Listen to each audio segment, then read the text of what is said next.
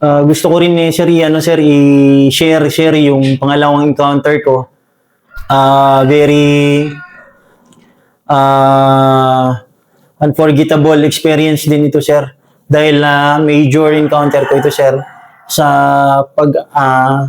pagka-assign ko dito sa may area, sir, ng Leyte at saka Southern Leyte. So, nasabi ko nga po, sir, kanina, sir, na nagkaroon ng exchange ng area of operation, sir, ang 14 IB, sir, at saka 78 IB na time, sir. Kaya napunta kami, sir, sa area, sir, ng 78 noon, sir, which is yung Leyte at saka Southern Leyte. So, dito naman, sir, sa second encounter ko, sir, is talagang nasabi ko, sir, napaka-unforgettable, sir. Gawa ng din again, sir, kasi lumaban talaga, sir, ang tropa, lumaban kami.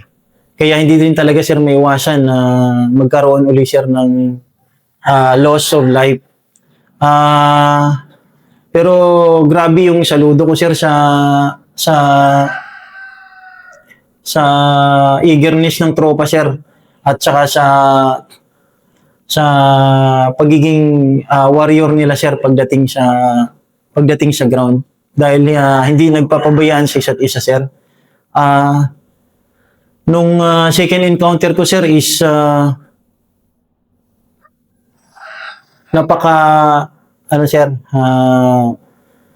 napakasakit din, sir. However, sir, kailangan natin tanggapin ang operations kasi na yan, sir, is A1 info. Pero nabanggit ko na, sir, sa una yung kung ano yung sir, nangyari sa tropa. Pero ikwento ko, sir, kung paano ito nangyari. Kung paano yung tropa gumalaw sa ground at paano nangyari na magkaroon tayo ng body count at magkaroon ng score at na paano natin na-overrun yung lunggaan nila, sir. O kumbaga yung kampo nila na kung saan nandoon sila nagtagal. Nandun lahat, sir, yung ginagawa nila everyday. So, nung time na yan, sir, is hindi talaga sana ako yung magdadala. However, pinuntahan ako, sir, ng history namin na, Bok, ikaw yung magdala.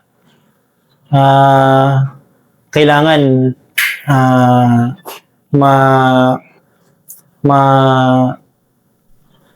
overan natin or ma-address natin yung A1 info na to dahil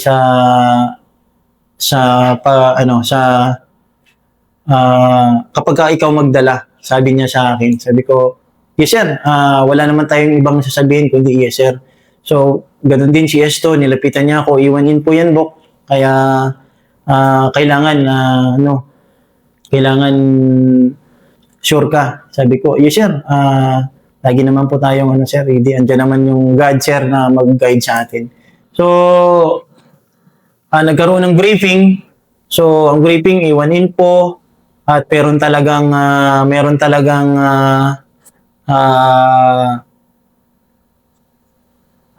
trackings na pwede mong magamit para mapuntahan mo mismo yung lugar kung saan talaga nandun yung A1 info na yan. So, yung sitwasyon na yan, nagkaroon ng magandang briefing. Tapos, nung mag-jump off na kami, so after ng briefing ko din, mag-jump off na kami. So, nasiraan pa kami. Talagang nasiraan kami doon sa isang area na kung saan malayo doon sa target namin. So, wala kaming choice kasi alauna ng madaling araw, kailangan mong mag-move. So, nataon, doon pa talaga sa isang area na kataas-taas na bundok. Taas-taas na bundok, yung tatawirin mo para mahit mo yung another bundok na kung saan doon talaga yung target. Ngayon, dahil nasiraan kami, wala akong ibang choice. Sabi ko sa tropa, baba. And kailangan natin dumikit doon sa may bundok nang sa ganun hindi tayo makompromise ng mga civilians. Kasi syempre, pagka na-compromise ka ng civilian, automatic failed na yung ano mo, yung magiging mission mo. So, ang briefing ko sa tropa, baba tayo at move by bounds, move tapping distance kasi madilim. So, move tayo doon, lalapit tayo sa may bundok. So, kung kakaya natin na i-traverse yan, diretsuhan, gawin natin nang hindi lang tayo makompromise. Kasi iwan in po nga yung mission natin. So, hindi ko rin pwedeng, nakita ko yung sir, yung taas ng bundok. Kung may igang dito, meron din some part ng igang doon, kaya hindi talaga namin mahihit yung timeline. No, so, na kinabukasan, dapat nandun na kami. Kaya hindi talaga namin nahit yung timeline. So, kaya ang ginawa ko, kahit na assessment natin, hindi natin mahit, gawin pa rin natin yung makakaya natin kung hanggang saan tayo. Basta hindi lang tayo makompromise. So, ang ginawa namin, hinit lang talaga namin, sir, yung high ground. So, nakakalagitnaan kami ng high ground, maliwanag na. So, para sa akin, na kami, uncompromised kami, sir. Dahil nga, hindi kami dumaan doon sa mga kabahayan. So, lagi kong nilalagay sa isip ko na iwan info to. So, isang pagkakamali lang dito is na may makompromise tayo ng civilian, lalong-lalo na kapag sa kanila yung civilian, is maging failure yung magiging magiging mission. So, sabi naman ng tropa, sige sir, walang problema. So, yun yung kagandahan sa tropa na nadala ko. Dahil basta pag sinabi mo at yun yung decision ng leader, talagang susunod sila as long as na alam nila na hindi tagilid. Kasi kapag medyo tagilid naman yung decision mo, nagko-comment naman sila. So, yun yung kagandahan sa tropa. Magaling sila sa decision making din at saka yung sa pag-address ng situation. So, to make the that night, so natawid pa rin namin even though merong kunting problema doon sa sakyan namin dahil ang layo talaga doon sa supposed to be na LD namin. So, excuse me. Natawid talaga namin, sir. Pero hindi namin na-hit yung timeline. So, tinawag ko na yung kay history, sir, for info to yung naging situation. Kaya hindi namin na-hit yung sir, na-hit namin yung timeline. So, ang nangyari, sir, pagka kinabukasan, yun na yun, bagbag kami, sir, ng lakad. Ang sinasabi ko lagi sa tropa, mas maganda doon tayo dumaan sa mga area na kung saan hindi tayo mako-compromise. Kahit doon sa may umahan man dyan, may bahayan, hindi tayo pwedeng dumaan dyan. Doon tayo sa mga area na na sure tayo na hindi tayo makompromise. So, to make the lakad short, diretso ko doon sa may nadikitan talaga namin yung sir, nadikitan namin. However, hindi namin sa timeline. So, nabutan pa kami kinabukasan, pero nandun na kami, sir, malapit. Alam namin, mayroong nagsasabi na yung leading ko na may trackings na, sir. May trackings. So, nung sinabi niya na may trackings, dandahan kaming gumapang. Kasi high ground yun, sir, kung saan yung high ground yung kalaban. Yun yung base doon, sir, sa info na kung saan yung Gold Charlie, nandun yung kalaban. Nung pagdating namin doon, mga alas 8 na, dandahan namin na alas 8 ng umaga na, sir. Hinapang namin hanggang sa nahit namin yung high ground ng mga mag-alas 10 na, sir, ng umaga. Kasi nga ayaw namin na magpa-compromise. Kung dito ka rin kasi dadaan sa baba, mako-compromise ka. Kung dito ka naman, ridgeline, kahit pa paano, hindi ka sir, naka-advantage position ka na, tapos yung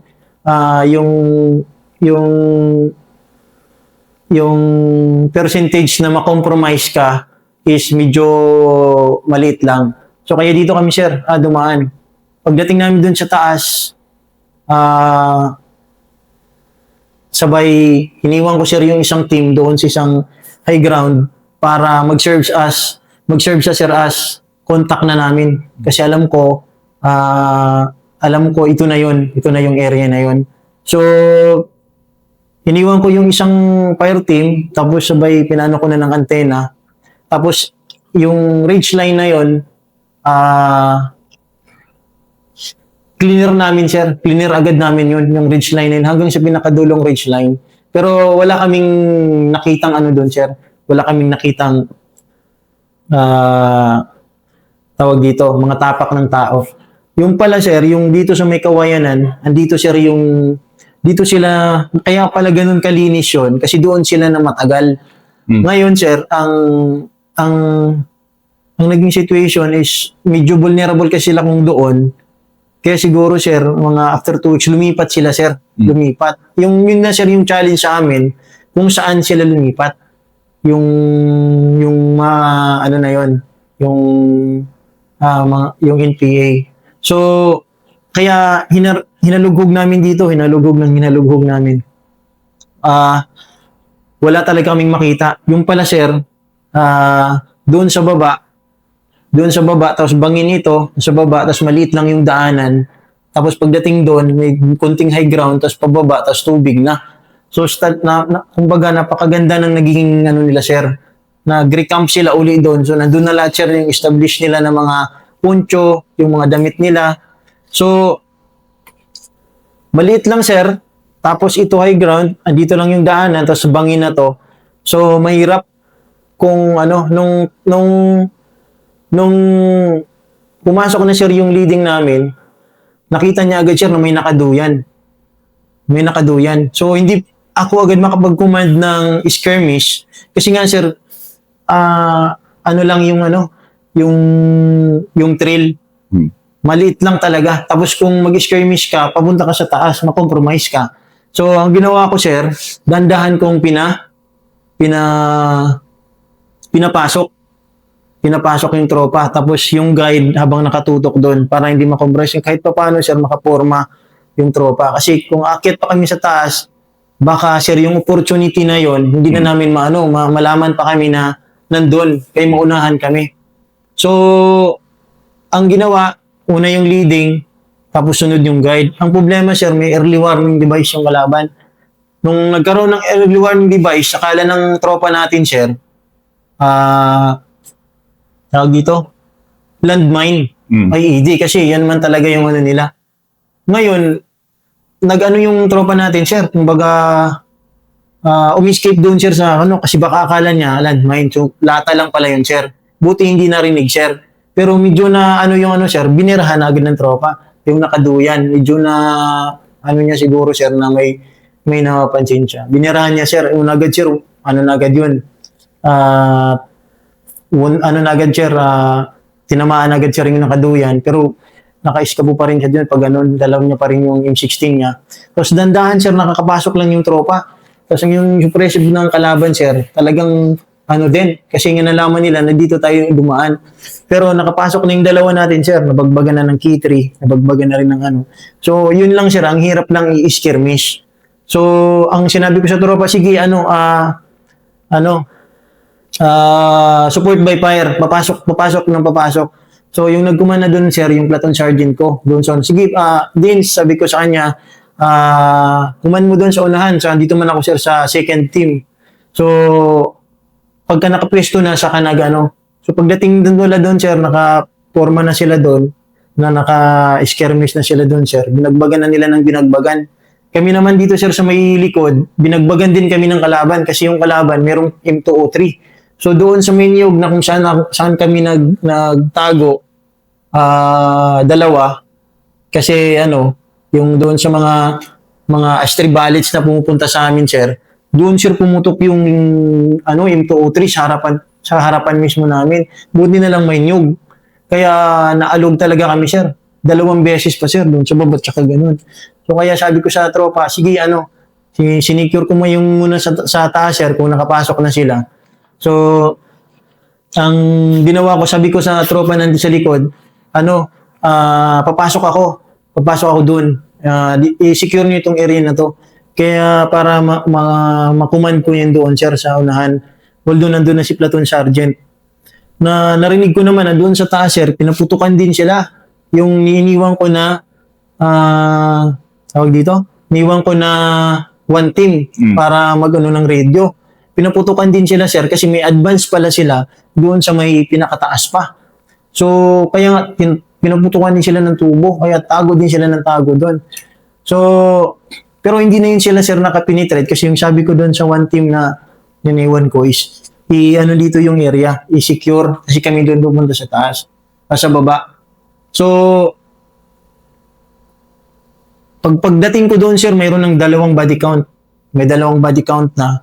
However, sir, nung pagpasok ko na doon, sir, nagsigaw na yung isang tropa natin, sir, na i-rescue siya doon sa baba, sir, kasi ano siya, sir, na binaril din siya nung ano, sir, binaril din siya, sir, nung ano, sir, tinamaan na ano, sir, na tumumba na, sir. Kasi nga ang ano siya, sir, sa kanya, sa ito lang yung tinamaan, yung kamay niya, sir, yung makakapagbaril pa. Kaya tinamaan pa rin siya dito sa ano niya, sir. Kaya na-wanted, sir, yung tropa namin si Corporal Edlisan. Buti na lang, sir, tumama doon sa may magazine niya. Dalawang steel ng magazine. Kunti lang, sir, yung tabas ng ano niya dito. Ang ano lang, sir, hindi na pumaputok yung baril niya. Tapos, nagkataon pa, sir, na yung isa kong tropa na malapitan lang kasi, sir, yung ano, sir, mga 5 meters lang, sir, yung palitan talaga ng putok pagpasok ko. So, umatikabong, sir, umatikabong yung bala na, na sinasalubong ng tropa. Pero, siyempre, sir, yung tropa magaling naman, sir, sa pagtago. Yun nga lang, sir, nung pa-exit na yung sir, yung kalaban habang papunta doon sa baba, merong binitawan na isang putok na na yun, sir, yung tumama doon, sir, sa isa nating kasamahan. Tumama mismo sa isang bala lang dito sa may siya, sir. Pagsilip niya, sir, galing sa puno, din sir, pagkataon tumama dito. So, medyo yun, sir. Pero hindi ko pa alam, sir, na kaya pala sigaw ako ng sigaw, sir. Kung Dins, okay pa ba yung tropa? Nasaan na yung yung T3 natin? So, gumaganon ako, sir. Kasi kailangan bagbagan natin ng sir, bagbagan nang sa ganun, sir, kumbaga kung nagtago sila, sir, makikita nila na malakas yung putok. So, kuhan sila, sir, kumbaga aalis doon, makikita natin na doon yung situation ng kalaban. So, yun nga, sir, hindi na siya sumisigaw, sir. Kumbaga, kapag tinatanong ko, yung pala, sir, sir, tinamaan na siya. So, ngayon, sir, yung wounded natin, sir, rescue natin, natin sa taas, sir, tapos nagpurso tayo. Pagpursot natin, sir, ang naging naman natin, ang naging challenge, sir, kasi tubig yun. Ang daming stain, blood stain. However, sir, hindi natin malaman kung saan nagpunta yung kalaban. Kaya, ang ginawa namin, sir, pursot pa din kami. Pero ang inano ko kasi, sir, sa tropa is tignan kung saan talaga. Kasi yun yung pinaka-importante. Para at the same time, yun din yung itatawag natin sa taas. Sa ganun, dun papasok yung reinforcement natin. So, nung pinuntahan na namin, sir, yung lahat ng mga blood scene sir, doon na lang nag-i-end talaga sa tubig. Hindi na namin pwede pang habulin, sir, kasi baka malayo na yun. Ang ginawa na lang namin, sir, yung reinforcement, yun doon na lang namin pinapasok doon sa kung saan direction siya mag-ano. Yun yung tinawag ko. Tapos bumalikan lang kami, sir, doon sa may sir, sa may encounter site, sinicure namin yung lahat ng mga nakuha natin, sir, na mga enemy belongings. At yung meron doon, sir, na improvised IED, sir. IED ng kalaban na na pwedeng makakaswalty pa ng mga tropa natin, ng mga karamihan. The worst doon, sir, kung civilian talaga yung tatamaan. Kasi maraming mag-uuma doon. Tapos, yung lahat ng mga butas nila, sir, yung lahat ng mga tsinelas, yung lahat ng mga nila, sir, mga tinulugan doon, sir, mga dosing payag-payag, sir. So, na-recover natin yun, sir. Nakuha natin yung 16, tapos 2 body count.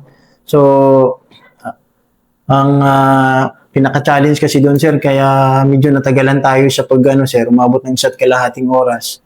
dahil yung kalaban sir lumalaban. Tsaka tagal mamatay sir. Ang inisip na namin talagang para sa akin, ano talaga, totoo talaga siguro yung anting-anting. Kaya ang tagal sir, kahit anong baril namin sir. Kaya ang ginawa ko, sabi ko dun sa isang tropa, barilin yung ulo para nang sa ganun sir, hindi na makapaminsala. Kasi tinatamaan din sir yung tropa natin eh. Sabi ko kung ganun na, nung ganun na nangyari sir, ayun na nga, namupa na yung sir. Namupa na yung nung pinatira na natin sir yung kalaban. Kasi siya sir bumabaril pa siya. So makakapag-inflict pa siya sir ng casualty.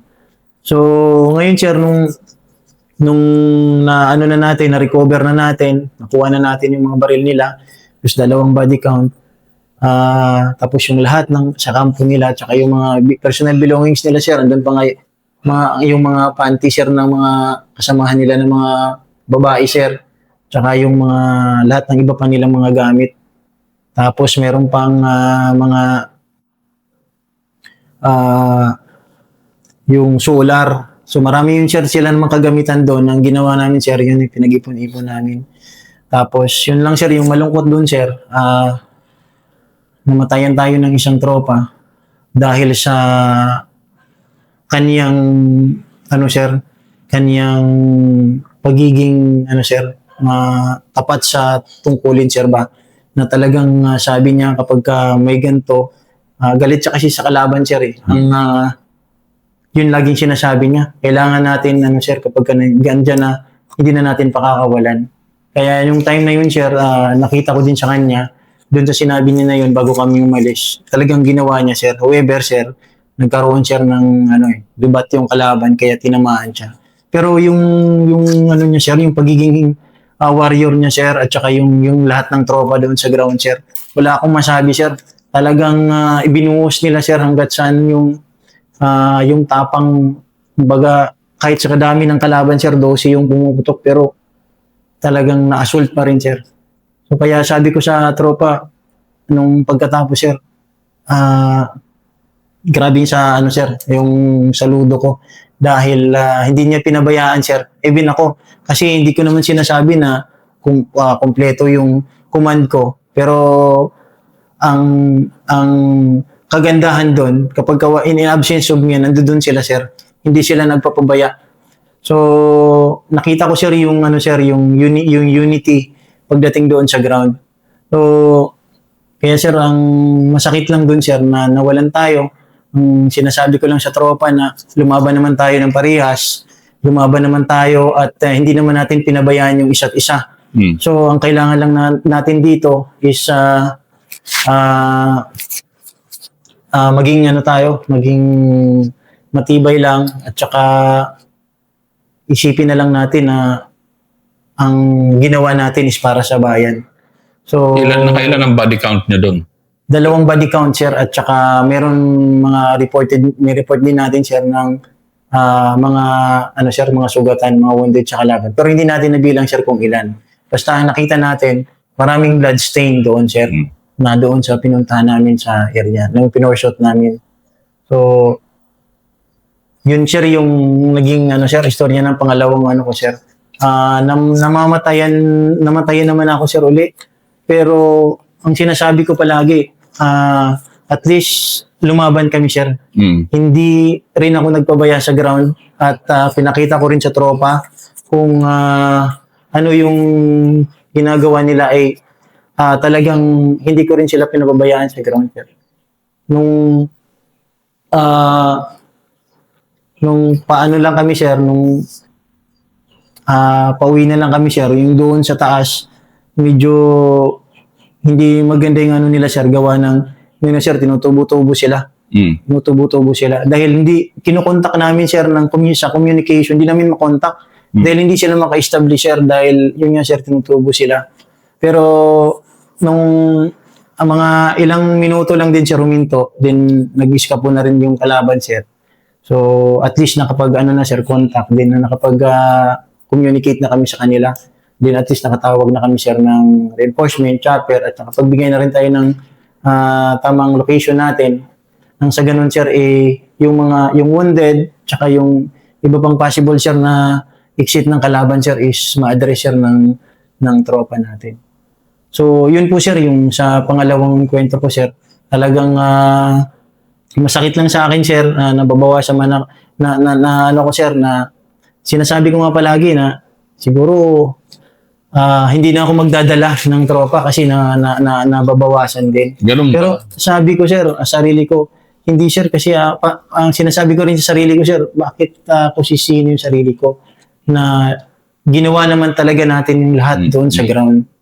Pero talagang kung mayroon mang konti o mayroon mang nakita na hindi ano, pero wala naman akong nakitang ribat yung tropa na ganun. Nagpasalamat pa nga sila, talagang united kami na lumaban sa ground at napuntahan talaga namin yung isang A1 info at naka-inflict pa kami ng body count. So, itong ginagawa naman natin para ito sa bayan, talagang hindi natin ma-ensure 100% na wala ring madadali sa atin.